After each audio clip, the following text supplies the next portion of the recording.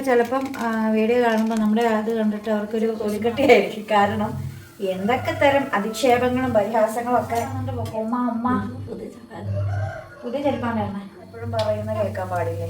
ആ കർമ്മം എപ്പോഴും നമ്മുടെ നേരെ തിരിച്ചു വരാമെന്നും പറയാൻ പറ്റത്തില്ല. മറ്റുള്ളവരുടെ മനസ്സിലെ നോവ് അവർ ശപിച്ചില്ലെങ്കിൽ പോലും, നമ്മൾ അറിഞ്ഞുകൊണ്ട് ചെയ്യുന്ന ഒരു കുറ്റമാണ് എങ്കിൽ അവർ ശപിച്ചില്ലെങ്കിൽ പോലും അവരുടെ വേദന മതി നമുക്ക് ശാപമാകാമെന്ന് ഞാൻ ഏതൊരു ബുക്കിൽ വായിച്ചിട്ടുള്ളതാണ്.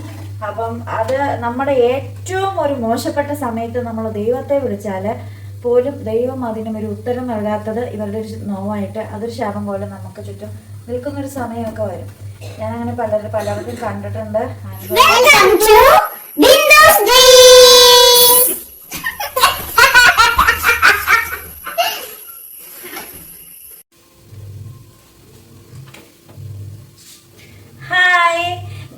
ിലേക്ക് എല്ലാ കൂട്ടുകാർക്കും സ്വാഗതം. രാവിലെ ഞാൻ എൻ്റെ അടുക്കളയിൽ പണിയിലാണ് കേട്ടോ. ചപ്പാത്തിയും ബീഫ് ഫ്രൈയും ചിക്കൻ കറിയുമാണ് ഇന്നത്തെ നമ്മുടെ സ്പെഷ്യൽ. പണ്ടൊക്കെ ഞാനിപ്പോൾ ഇതൊക്കെ ഉണ്ടാക്കുമ്പോൾ ഓർക്കും ഇതൊക്കെ റിച്ച് ഫുഡ് എന്നൊന്നും അല്ല, ഇതൊക്കെ നോർമൽ ഫുഡ് തന്നെയാണ്. പണ്ട് ഞാൻ കിച്ചൺ വ്ലോഗൊക്കെ ചെയ്തുകൊണ്ടിരുന്ന സമയത്ത് അപ്പുറത്തെ വീട്ടിലൊക്കെ വെച്ചിട്ടാണെങ്കിൽ എന്നും എല്ലാവർക്കും എൻ്റെ സ്ഥിരം പ്രേക്ഷകർക്കൊക്കെ അറിയാവുന്ന കാര്യമാണ്. ഞാനൊരു ദിവസം രാവിലെ ഉണ്ടാക്കിയത് ചപ്പാത്തിയും സാമ്പാറുമായിരുന്നു.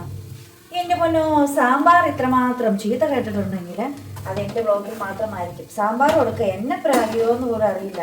എന്നെ ഇതുപോലെ വില കുറച്ച് കളഞ്ഞല്ലോ, ദാരിദ്ര്യം കാണിക്കുകയാണ്, അയ്യേ ഇതെന്തൊരു കോമ്പിനേഷനാണ്, ഇത് എന്തിനു കൊള്ളാം, ബ്ലാ ബ്ലാ ബ്ലാ ബ്ലാ എന്ന് പറഞ്ഞിട്ട് ഒരു കമൻറ്റ് ഞാൻ അതിനെ റിപ്ലൈ കൊടുത്തപ്പം വീണ്ടും ചൊടിപ്പിക്കാൻ വേണ്ടി അടുത്ത കമൻറ്റ് ഇടുന്നേ. പിന്നെ എന്നും എല്ലാവർക്കും ചിക്കനും മട്ടനും ഉണ്ടാക്കിക്കൊണ്ടിരിക്കാൻ പറ്റുമോ?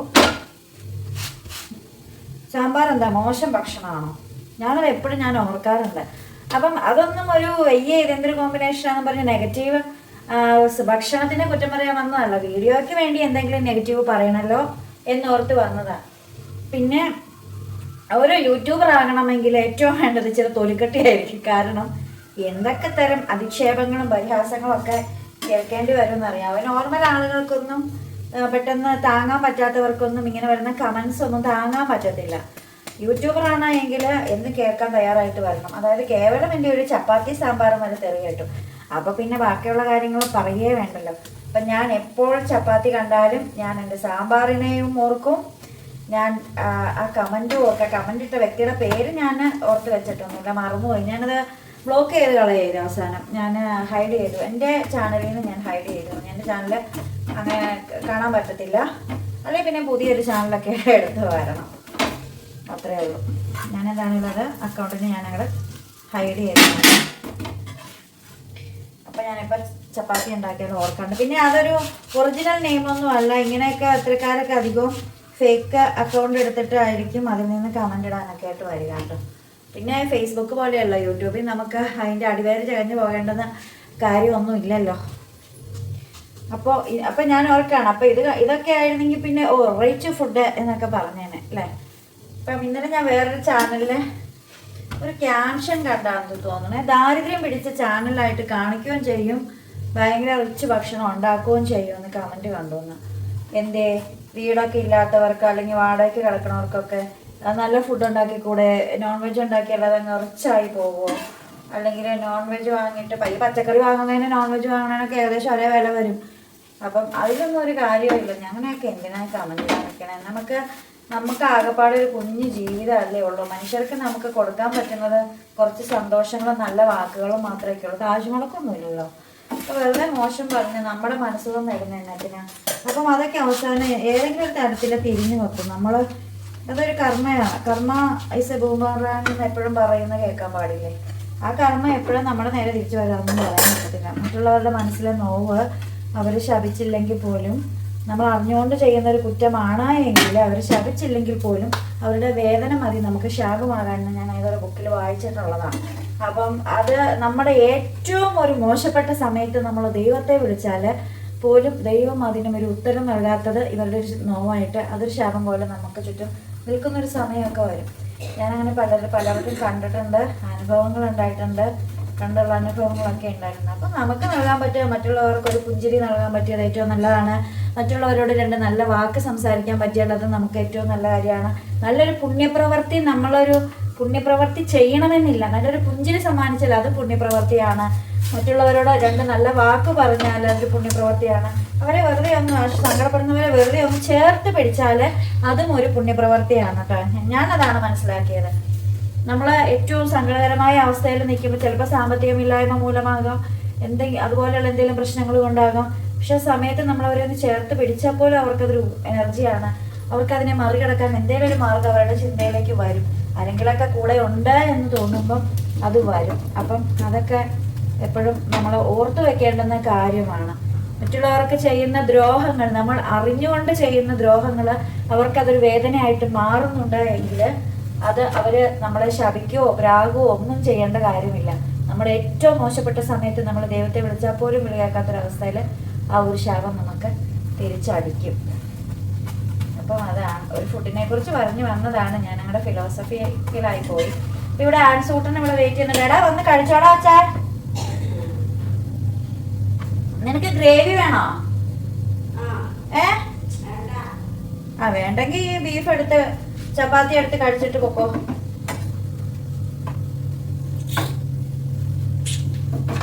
ആൻസൂട്ടിന് ഇവിടെ വെയിറ്റ് ചെയ്ത് നിൽക്കുകയാണ്. ഡാൻസിന് രാവിലെ സ്പെഷ്യൽ ക്ലാസ് ഉണ്ട്. അപ്പം സോഷ്യൽ സയൻസിന് 2 ചപ്പാത്തി കഴിക്കൂലേ? ഒരു ചപ്പാത്തി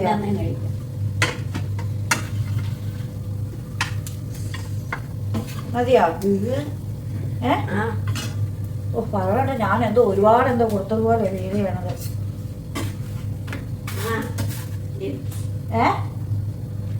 ചിക്കൻ്റെ ഗ്രേവി ഉണ്ടടാ. ചിക്കൻ കറി തീർന്നു. ചിക്കൻ്റെ ഗ്രേവി ഉണ്ട്. ഇച്ചിരി ചിക്കൻ കറി വെക്കാനിരിപ്പുണ്ട്. നമുക്ക് വൈകുന്നേരം വെക്കാമെന്ന് ഞാൻ വിചാരിക്കുന്നു. നമുക്ക് എന്തെങ്കിലുമൊക്കെ വെറൈറ്റി ഫുഡുകളൊക്കെ ഉണ്ടാക്കി വ്ളോഗിലൊക്കെ ഇടുമ്പം ഞാൻ ചിലപ്പോഴൊക്കെ ചിന്തിക്കാറുണ്ട് കേട്ടോ. എൻ്റെ ചിന്താഗതികൾ ശരിയാണോ എന്ന് അറിയില്ല. ഒന്നാമത്തെ കാര്യം, ഞാൻ ഈ കുക്കിംഗ് വ്ളോഗൊക്കെ ചെയ്യുന്ന ആളായതുകൊണ്ടേ ഈ കുക്കിംഗ് വ്ളോഗൊക്കെ ചെയ്യുന്ന ആളായതുകൊണ്ടും അതായത് വലിയ പാചകത്തെക്കുറിച്ച് വലിയ അറിവുണ്ടെന്ന് പറയുകയല്ല, പക്ഷെ അങ്ങനെ ആയതുകൊണ്ട് എനിക്ക് ഒരു ചിന്താഗതി എന്ന് വെച്ചാലേ, നമ്മൾ വീഡിയോസൊക്കെ ഇടുമ്പം നല്ല നല്ല പലഹാരങ്ങളൊക്കെ ഇടുമ്പം ചിലപ്പം അത് കഴിക്കാൻ വശമില്ലാത്തവർ, നിർവാഹമില്ലാത്തവരൊക്കെ ചിലപ്പോൾ ആ വീഡിയോ കാണേണ്ടി വരുമോ? അവർ കാണുന്നുണ്ടായിരിക്കില്ലേ? കാരണം അപ്പം പറയും ആഹാരം വാങ്ങിച്ച് കഴിക്കാനില്ലാത്തവരാണ്. ഞാൻ പല കമൻറ്റും കണ്ടിട്ടുള്ളതാണ്. ആഹാരം കഴിക്കാനില്ലാത്തവരാണോ ഈ നെറ്റ് ചാർജ് ചെയ്ത് വീഡിയോ കണ്ടല്ലേ കമൻറ്റ് വിട്ടപ്പോൾ എല്ലാവരോട് പൈസ ചോദിക്കുന്നതെന്നൊക്കെ. അത് ഒരു മാസത്തേക്ക് 199 രൂപയൊക്കെ കൊടുത്ത് കഴിഞ്ഞ് പൈസ ഉള്ള സമയത്തായിരിക്കാം 199 രൂപയൊക്കെ കൊടുത്ത് ചിലപ്പോൾ ചാർജ് ചെയ്തിടുമായിരിക്കാം. ചിലപ്പോൾ മാസാവസാനം ആകുമ്പോഴത്തേക്ക് കയ്യിലെ കാശൊക്കെ തീർന്ന് ഒന്നും ഇല്ലാത്ത ഒരവസ്ഥയിൽ. എന്നാൽ എപ്പോഴും എല്ലാവർക്കും നല്ല ആഹാരം കഴിക്കാനുള്ള സാമ്പത്തിക സ്ഥിതി ഉള്ളവരായിരിക്കണം എന്നൊന്നും ഇല്ലല്ലോ. അപ്പം അങ്ങനെയുള്ളവരൊക്കെ ചിലപ്പം വീഡിയോ കാണുമ്പോൾ നമ്മുടെ അത് കണ്ടിട്ട് അവർക്കൊരു വിഷമമാകുമോ? അല്ലെങ്കിൽ ഓണത്തിനൊക്കെ ഈ ഡ്രസ്സൊക്കെ എടുത്ത് നമ്മൾ കൊണ്ടുവന്നിട്ട് ഞാൻ ഓണക്കോടി എടുത്താണ് അതാണ് ഇതാണെന്നൊക്കെ കാണിക്കുമ്പം അതെടുക്കാൻ കഴിയാത്ത കുറേ ആളുകളെങ്കിലും ഉണ്ടാവില്ലേ? അവരും ഇതുപോലെ വീഡിയോ കണ്ടിട്ട് സങ്കടപ്പെടില്ലേ? അങ്ങനെയൊക്കെയുള്ളൊരു ചിന്താഗതിയിലൂടെയൊക്കെ ഞാൻ ഇടയ്ക്ക് പോകാറുണ്ട് കേട്ടോ. എന്നിട്ട് ചുമ്മാ ഇരുന്ന് വിഷമിക്കാറുണ്ട്. അത് മാത്രമല്ല, ചില ദുഃഖകരമായ വാർത്തകളൊക്കെ കേൾക്കുമ്പോഴത്തേക്കും ഭയങ്കര വിഷമം വരാറുണ്ട്. ഇന്നലെ നമ്മുടെ ഇവിടെ അടുത്തല്ല കേട്ടോ, നമ്മളെ വാഴക്കുളം എന്ന് പറഞ്ഞ സ്ഥലം, തൊടുപുഴയ്ക്കും മൂവാറ്റുപുഴയ്ക്കും ഇടയ്ക്കാണ്. വാഴക്കുളം എന്ന് പറയുന്ന സ്ഥലമാണ്. അവിടെ പൈനാപ്പിൾ സിറ്റി എന്നൊക്കെ അറിയപ്പെടുന്നതാണ്. പൈനാപ്പിൾ എല്ലാം ഹോൾസെയിലായിട്ട് കയറ്റി അയക്കുന്ന അവിടെ നിന്നാണ്. അപ്പം അങ്ങനെയുള്ള ഇടത്ത് നിന്നും അവിടെയുള്ള ഒരു ചേച്ചിയാണ്. അതിൻ്റെ ഹസ്ബൻഡ് ചെറുപ്പത്തിലേ തന്നെ മരിച്ചു പോയത്. കുഞ്ഞുങ്ങൾ ചെറുതായിരിക്കുമ്പോൾ എന്തോ മരിച്ചു പോയതാണ്. അപ്പം അതിന് ശേഷം ആ ചേച്ചി മക്കളെയൊക്കെ ഒറ്റയ്ക്ക് മക്കളെയൊക്കെ പഠിപ്പിച്ച് ഒരു ചപ്പാത്തി ബിസിനസ്സൊക്കെ തുടങ്ങി. ഹോൾസെയിൽ ചപ്പാത്തി ഉണ്ടല്ലോ, അതിൻ്റെ ബിസിനസ്സൊക്കെ തുടങ്ങി അങ്ങനെ പോയിക്കൊണ്ടിരിക്കുമായിരുന്നു ആ ചേച്ചി. കഴിഞ്ഞ ദിവസം അവരുടെ തന്നെ സ്ഥാപനത്തിൽ ചപ്പാത്തി കടയിൽ അതുണ്ടാക്കുന്ന സ്ഥലത്ത് മാവ് കുഴയ്ക്കുന്ന വലിയ മെഷീൻ ഉണ്ടല്ലോ, അതിനകത്ത് കൈ കുടുങ്ങിയിട്ട് ഗുരുതരാവസ്ഥയിൽ ഹോസ്പിറ്റലൈസ്ഡ് ആയിരുന്ന ചേച്ചി കഴിഞ്ഞ ദിവസം മരിച്ചു. 52 വയസ്സേ ഉണ്ടായിരുന്നുള്ളൂ കേട്ടോ. അപ്പം മരിച്ചുപോയി. അപ്പോൾ ആ പിള്ളേരോ കോളേജിലൊക്കെയാണ് പഠിക്കുന്നത്. ഞാൻ ന്യൂസിൽ കണ്ടതാണ്. അപ്പം ഭയങ്കര വിഷമമായിപ്പോയി. കാരണം അപ്പനും അമ്മയും ഇല്ലാതെ മക്കളെ വീട്ടിൽ തനിച്ചായി പോയി എന്നൊരു ലൈൻ ഉണ്ടായി, ഒരു വാർത്തയിൽ കണ്ടേ. ഭയങ്കര വിഷമം. അത് കണ്ടപ്പോഴത്തേക്കും ഭയങ്കര വിഷമമായിട്ട് ഭയങ്കര ഡെസ്പായി പോയിട്ടോ. അപ്പം അങ്ങനെ എനിക്ക് തോന്നാറുണ്ട്. പിന്നെ അത് മാത്രമല്ല, നമ്മൾ കോളേജിലൊക്കെ ആണെങ്കിൽ പിള്ളേരെയൊക്കെ കാണുമ്പോഴത്തേക്കും ആൻസിനെ ഞാനിങ്ങനെ ഓർക്കാറുണ്ട് കേട്ടോ. ടീച്ചേഴ്സിൻ്റെ ഒക്കെ അടുത്ത മാർക്കിന് വേണ്ടിയിട്ടും അറ്റൻഡൻസിന് വേണ്ടിയിട്ട് വരുമ്പോഴും അസൈൻമെൻറ്റ് സബ്മിറ്റ് ചെയ്യാൻ വരുമ്പോഴും അങ്ങനെ ഓരോ കാര്യങ്ങൾക്കൊക്കെ വേണ്ടിയിട്ട് ഇങ്ങനെ അവരവരുടെ കാര്യങ്ങളൊക്കെ പ്രൂവ് ചെയ്യാൻ നോക്കുമ്പോൾ, അതുപോലെ നമ്മളോട് സംസാരിക്കുമ്പോൾ ചിരിക്കുമ്പോഴൊക്കെ ഞാൻ ഈ ആൻസിനെ പോലെ എനിക്ക് അവരെ തോന്നാറുണ്ട്. ചിലപ്പോൾ നമ്മൾ അങ്ങനെ മൈൻഡ് അങ്ങനെ ആയതുകൊണ്ടായിരിക്കാം നമ്മൾ നമ്മുടെ ലൈഫായിട്ട് കണക്ട് ചെയ്യും. പിന്നെ അതിൽ നിന്നൊന്ന് പുറത്തിറങ്ങാനായിട്ട് എന്നെ പാടാന്ന് പറയാമോ. അപ്പം അങ്ങനെയുള്ള ചില കാര്യങ്ങളൊക്കെ എൻ്റെ ലൈഫിൽ ഉണ്ടാകാറുണ്ട്. അപ്പോൾ ഞാനിങ്ങനെ പറയുമായിരുന്നു. അപ്പം ഇങ്ങനെ ചില വിഷമങ്ങളൊക്കെ വരുമ്പോൾ ഞാനിങ്ങനെ ചിന്തിക്കാറുണ്ട്, എന്നെപ്പോലെയൊക്കെ വേറെ ആരെങ്കിലൊക്കെ ഉണ്ടാവുമോ എന്ന് എനിക്ക് അറിഞ്ഞൂടാ. എന്താണെങ്കിലും എൻ്റെ ചിന്താഗതികളൊക്കെ ഇങ്ങനെ ആ വഴിക്ക് കൂടി ഒന്ന് തിരിഞ്ഞൊക്കെ പോകാറുണ്ട് കേട്ടോ. ഇപ്പോൾ ചില കുട്ടികളെ കാണുമ്പോഴൊക്കെ എനിക്ക് ആൻസറായിട്ട് തോന്നാറുണ്ട്, അല്ലെങ്കിൽ അവൻ വളർന്നാൽ ഇങ്ങനെയൊക്കെ ആയിരിക്കില്ലേ, ടീച്ചേഴ്സിൻ്റെ അടുത്തൊക്കെ ഇങ്ങനെ ആയിരിക്കില്ലേ എന്നൊക്കെ തോന്നാറുണ്ട്. അപ്പം അങ്ങനെയൊക്കെ ഉള്ള ചില ചിന്താഗതികളിലൂടെയൊക്കെ പോകാറുണ്ട് കേട്ടോ. വർത്താനം പറഞ്ഞു എൻ്റെ ചപ്പാത്തി റെഡിയായി, ബീഫ് ഫ്രൈ റെഡിയായി, ചിക്കൻ്റെ ഗ്രേവി 4 പീസ് കഷ്ണങ്ങളും ഉണ്ട്. അതും ഒന്ന് ചൂടാക്കിയിട്ടാ. ആൻസർ എനിക്ക് ചിക്കൻ്റെ ഗ്രേവി വേണോടാ? ഒരു ചപ്പാത്തിയോടെ എടുത്തോ. എടാ ഒരെണ്ണം കഴിച്ചിട്ട് പോകണം. ഒരെണ്ണമൊക്കെ എന്തോ കഴിച്ചിട്ട് പോകാനാ, എനിക്ക് ഇത്രയും പ്രായമായില്ലേ. ആയിട്ടുണ്ട്. ചോറ് വാർത്തിട്ടിട്ടില്ല, ചോറ് വാർക്കാനുണ്ട്. ചേട്ടൻ പുല്ല് വെട്ടാൻ പോയതാണ് കേട്ടോ. ചേട്ടൻ പറഞ്ഞ് രാവിലെ പോയി പുല്ല് വെട്ടിയിട്ട് വരാമെന്ന് പറഞ്ഞ്. വീട്ടിലുണ്ടാക്കിയല്ലോ, കടയിൽ നിന്ന് വാങ്ങി ചപ്പാത്തിയോ. കഴിഞ്ഞ ദിവസം നൈറ്റിലേ പെട്ടെന്ന് ചോറുണ്ടായില്ല. അപ്പോൾ പിന്നെ പിന്നെ ചപ്പാത്തി വാങ്ങി ചുട്ടിട്ട് ഉണ്ടാക്കാനും മടിയായിപ്പോയി നമ്മൾ. അപ്പോൾ ചപ്പാത്തി വാങ്ങി ചുട്ടുള്ള ചിക്കൻ കറി ഉണ്ടാക്കി. അപ്പോൾ നമുക്ക് അതിന് എന്ത് കഴിക്കണം എന്നൊരു ഇത് വന്നു കഴിഞ്ഞപ്പോഴത്തേക്ക് നമുക്ക് ചപ്പാത്തി വാങ്ങാമെന്ന് പറഞ്ഞു. ചപ്പാത്തി വാങ്ങിച്ചുകൊണ്ട് 2 പാക്കറ്റ് ചപ്പാത്തി വാങ്ങിച്ചുകൊണ്ട് വന്നു. ആ മീൻകറി ഇച്ചിരി ഇരിപ്പുണ്ട്. ആ മീൻകറി ഞങ്ങളുടെ ചൂടാക്കണം. പിന്നെ ചേട്ടൻ പുല്ല് വെട്ടാൻ പോയേക്കോ എന്നുള്ളു. ചേട്ടൻ വരുമ്പോൾ ചേട്ടൻ ചായ ചോദിക്കും. അപ്പോൾ ചേട്ടന് ചായ കൊടുക്കണം. ചേട്ടനാണെങ്കിൽ രാവിലെ തന്നെ അവരുടെ തുണിയല്ലാണ്ട് വാഷിംഗ് മെഷീനിലേക്ക് ഇട്ടിട്ടാണ് പോയത് കേട്ടോ. അപ്പോൾ അതിനാടിനെന്തായിക്കോളൂ. ആൻസിന് രാവിലെയാണ് സ്പെഷ്യൽ ക്ലാസ് ഉണ്ട്, സോഷ്യൽ സയൻസിൻ്റെ. അപ്പോൾ അതിനുവേണ്ടി പോവുക. അപ്പോൾ അതേ മലയാളം സെക്കൻഡ് എടുത്തോ? നോക്കോ നോക്കോ. അപ്പോൾ ഉമ്മ തന്നിട്ട് പോക്കോ. ഉമ്മ പുതിയ ചെരുപ്പാണ്ടായിരുന്നേ ഇട്ടോ? എവിടെ ഇറക്കണം? ആൻസിൻ്റെ ചെരുപ്പ് ആരണ്ടുകൊണ്ട് ആൻസിന് ഞാൻ പുതിയ ചെരുപ്പ് വാങ്ങിച്ചു കൊടുത്തു. അതുകൂട്ട് ചെരുപ്പ് ആ കടയിലില്ലായിരുന്നു. അപ്പോൾ ഇനിയിപ്പോൾ നമ്മൾ തൊടുപുഴയൊക്കെ പോവുകയാണെങ്കിൽ നിനക്ക് ഞാൻ അവിടെ ചെരുപ്പ് വാങ്ങിച്ചരാന്ന് പറഞ്ഞു. അല്ലാതെ പിന്നെ ചെയ്യണേ ഇല്ലാത്ത കൊച്ചല്ല എടുത്തുകൊണ്ട് പോയി. അവിടെ സാധാരണ സ്കൂളാണ്, പള്ളി സ്കൂളാണ്. അപ്പോൾ എല്ലാ പിള്ളേരും ഒരേ സാമ്പത്തികമുള്ള വീട്ടിലൊന്നും അല്ല. പാവപ്പെട്ടവരും ഉണ്ട്, ഇടത്തരക്കാരുണ്ട്, അങ്ങനെ വലിയ ബുദ്ധിമുട്ടില്ലാതെ കഴിയുന്നവരൊക്കെ ഉണ്ട്. അപ്പം ഇല്ലാത്ത പിള്ളേർ കണ്ടപ്പോൾ കൊതി കൊണ്ട് എടുത്തായിരിക്കും. പിള്ളേരല്ലേ. 2 പേരൊന്ന് വാങ്ങിച്ചു കൊടുത്തു. ഞാൻ ഏകാഗ്ര നാടകം പോലെയല്ല. ചേട്ടൻ പറഞ്ഞ എന്തെങ്കിലുമൊക്കെ ഇനിയിപ്പോൾ ഡയലോഗൊക്കെ കിട്ടണമെങ്കിൽ എനിക്കിനി പ്രത്യേകിച്ച് പണിയൊന്നുമില്ല. ഞാൻ ചോറ് വറക്കാറുണ്ട്. ചോറും കൂടെ വറുത്തിട്ടാൽ പണികൾ കഴിഞ്ഞു.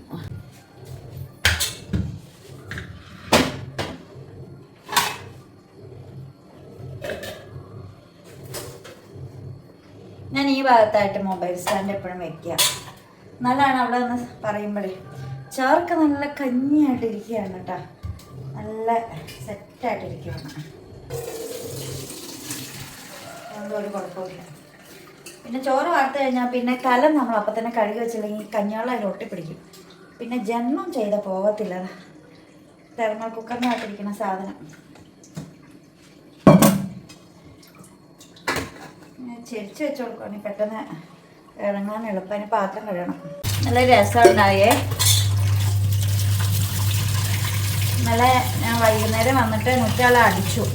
ഈ സൈഡ് അടിക്കാൻ പറ്റില്ല, ഈ സൈഡ് മൊത്തം അടിച്ചു. ഫ്രണ്ട് ഭാഗം ഫുള്ളായിട്ട് അടിച്ചു. നല്ല രീതിയിൽ ഇവിടെ മുറ്റം ഉണ്ടല്ലോന്നേ. അപ്പം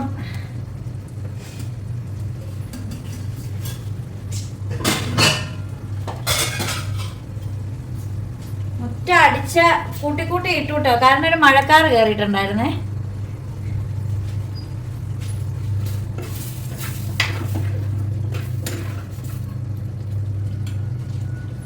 ചേട്ടൻ വന്നതാണ്. മഴക്കാർ കയറിയിട്ടുണ്ടായിരുന്നു. അങ്ങനെ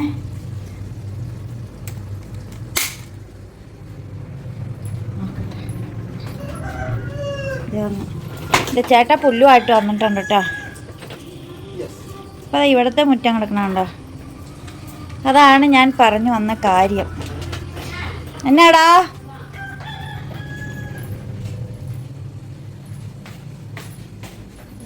ചെരുപ്പ്? ഇതാണ് ഞാൻ ഇന്നലെ ആൻസിന് വാങ്ങിച്ചു കൊടുത്ത ചെരുപ്പ്. ഇതാ. ഓക്കെ.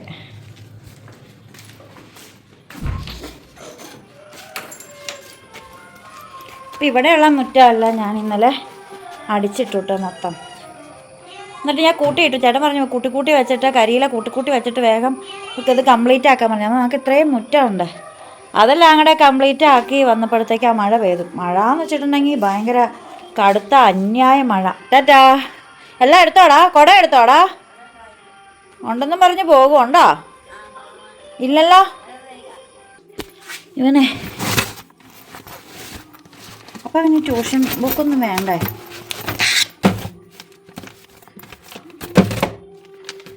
ബേസിക് സയൻസ് ചോദിച്ചോക്കാം. അപ്പം നിനക്ക് ഇൻസ്ട്രുമെന്റ് ബോക്സ് ഒന്നും വേണ്ടേ? ബേസിക് സയൻസിന്റെ പുസ്തകം വേണ്ടേ? ഇല്ലേ? ബാഗിലേക്ക് വെച്ചോ.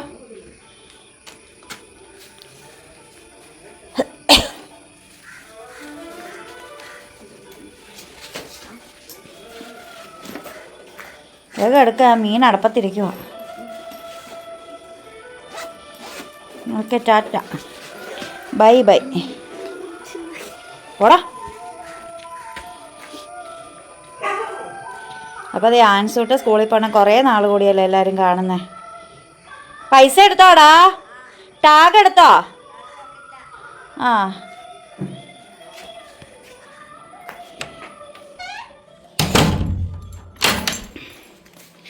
അപ്പോൾ അങ്ങനെ മഴ പെയ്ത ഇപ്പോൾ കൂട്ടിയ കരിയിലേക്കെല്ലാം മഴയോട് മഴ.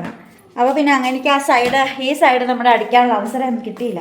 അത്തേക്കും മൊത്തം വെള്ളമായി. പിന്നെ ആ ഇലയൊന്ന് വാരി കളയാൻ പറ്റപാട് എനിക്ക് മാത്രമേ അറിയാവുള്ളൂ. അങ്ങനെ ഒരു കാര്യം കൂടി ഉണ്ടായി. അപ്പം ഇന്ന് വരുമ്പം വേണം എനിക്ക് ബാക്കി ചെയ്യാനായിട്ടേ, മുറ്റം അടിച്ചു വരാനായിട്ട്. ചേട്ടൻ വന്ന് ചേട്ടന് ചായ എടുത്ത് വെക്കണം. അപ്പം ഞാൻ പോയി ഫ്രഷായി ഡ്രസ്സൊക്കെ മാറി വന്നിട്ടുണ്ട് കേട്ടോ. ഇനിയിപ്പോൾ ചോറ് എടുക്കണം, കഴിക്കണം, പോകണം. നോട്ട് ചോറും ചപ്പാത്തി. കുഞ്ഞുങ്ങൾക്കല്ലേ? ഇല്ലില്ല, ബാസ്കറ്റും കഴിക്കൂല. That is chapati, 2 chapatis, 2 chapatis and beef rice.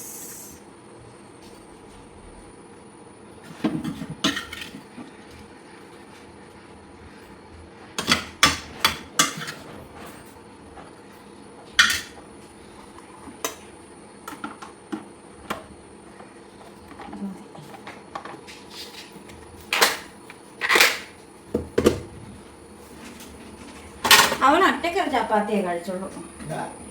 ആൻസേ ഒറ്റക്കൊരു ചപ്പാത്തിയെ കഴിച്ചോളൂ. ഒന്ന് കഴിക്കാ ബാ.